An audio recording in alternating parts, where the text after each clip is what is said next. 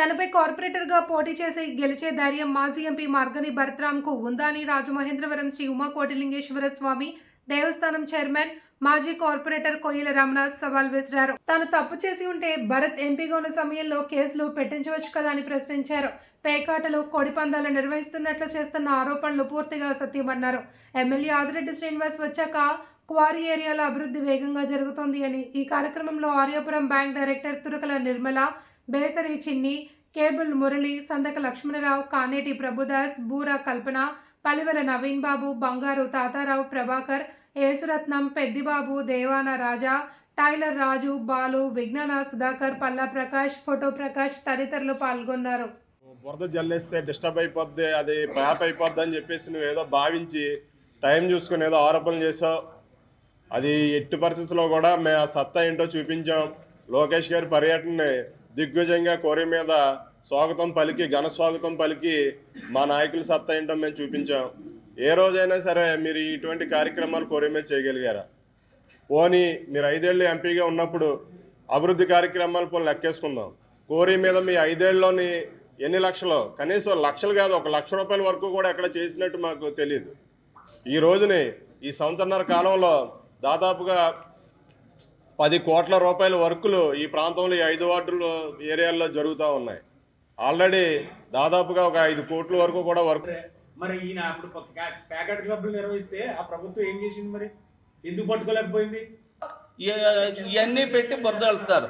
నాకు 3 టౌన్కి ఫోన్ చేసి నాకు ఏమైనా కేసులు ఉన్నాయో తిరగేయమని చెప్పారు. నన్ను రౌడీ సీట్ కూడా ఓపెన్ చేయమని చెప్పారు. నాకేమన్నా అన్నీ తెలుసుకున్నారు కదా ఆయన, నాకేం కేసులు ఉన్నాయో నాకేమున్నాయో అన్ని ప్రయత్నాలు చేశారు ఆయన. అన్ని ప్రయత్నాలు కూడా కావాలంటే 2 సార్లు నన్ను వాళ్ళ ఇంటికి పిలిచి వాళ్ళ ఇంటికాడ కూడా సీసీ కెమెరాలు ఉంటాయి. మా ఇంటికి ఎంతమంది వచ్చారో, రోజు ఎంతమంది పంపించారో, జగన్ గారు వచ్చి ముందు రోజు కూడా నా ఇంటికి 10 మంది వచ్చారు. మల్లపేట వచ్చి మల్లపేటలో జగన్ గారి సమక్షంలో జాయిన్ అవ్వాలని చెప్పి అప్పుడు కూడా నేను అసలు కష్టమైనా నష్టమైనా నన్ను అన్ని విధాలుగా ఆదుకునే వాళ్ళు నా ఆదిరెడ్డి కుటుంబం అని చెప్పి నా ఆదిరెడ్డి కుటుంబంలోనే ఉన్నాను నేను. వాటిల్లో 25 బూతులు ఉన్నాయి. 25 బూతుల్లో ఎప్పుడైనా ఏ బూతులో అన్నా వీళ్ళకి ఒక్క ఓటు మెజార్టీ వచ్చిందని చూపించమనండి. అంతకుముందు రాజశేఖర రెడ్డి గారు ఉన్నప్పుడు కానీ, అంతకుముందు జక్కమూడి రామ్మోహన్ రావు ఉన్నప్పుడు కానీ క్వారీకి ఎప్పుడూ మెజార్టీయే. వీళ్ళు వచ్చిన తర్వాత క్వారీ మొత్తం అంతకుముందు ప్రతిసారి మా బూతుల్లో మేము మెజార్టీ ఇచ్చాం. మేము క్వారీ వార్డుల్లో వాళ్ళకే మెజార్టీ ఇచ్చాం. ఈ రెండు ఎలక్షన్లో ఆయనకి ఇవ్వక తట్టుకోలేకపోతున్నాడు ఆయన. ఈసారి ఇది కౌంటర్ వరకే. ఈసారి కానీ మళ్ళీ కానీ ఆనిస్తే పర్సనల్ లైఫ్కి కూడా వెళ్తాం. ఈసారి పర్సనల్గా ఇంకా మా దగ్గర ఇంకా కొన్ని ఆధారాలు చాలా ఉన్నాయి మా దగ్గర. మేము అవి కూడా బయట పెడతాం త్వరలో. వాళ్ళ వెనకాల తిరిగి వాళ్ళు మొత్తం మేమేమి ఏ వాలంటీర్లని బాధ పెట్టలే, ఏ కుటుంబ సభ్యుల్ని బాధ పెట్టలేదు ఎప్పుడు కూడా. అది నేను అసలు ఆ ఫోటో నాది కాదు. అది నేను 22 ప్రమాణ స్వీకారం చేశాను. 24 నేను తిరుపతి వెళ్ళాను. నాకు జుట్టు అది ఎక్కడి నుంచి వస్తుంది? అది నాకు అది లేదు, విగ్గి పెట్టుకోవాలి. లేకపోతే నేను ఏమన్నా లేకపోతే నేను 22 కోట్లంగల్పేట ప్రమాణ స్వీకారం చేశాను. 24 నేను తిరుపతి వెళ్ళి గుండె చేయించుకున్నాను. నేను ఏంటో కూడా మేము ఎప్పుడు ఇలాంటి ఫోకస్లు పెట్టామనుకో, నీ ప్రెస్ మీట్లో ఎంతమంది కూర్చున్నారో అంతమంది జాతకాలు కూడా మా దగ్గర ఉన్నాయి. ఇది మామూలు శాంపిల్ కౌంటర్ మాత్రమే ఇస్తున్నాను నేను. తర్వాత ఇంకా చాలామంది కౌంటర్లు చాలా మా దగ్గర ఉన్నాయి. తర్వాత మీరు 5 కమిటీలు ఇండోమెంట్స్ కమిటీలు వేశారు. 5 కమిటీలు వేసే వాళ్ళు మీ దగ్గర ఇప్పుడు ఎవరైనా ఉన్నారా?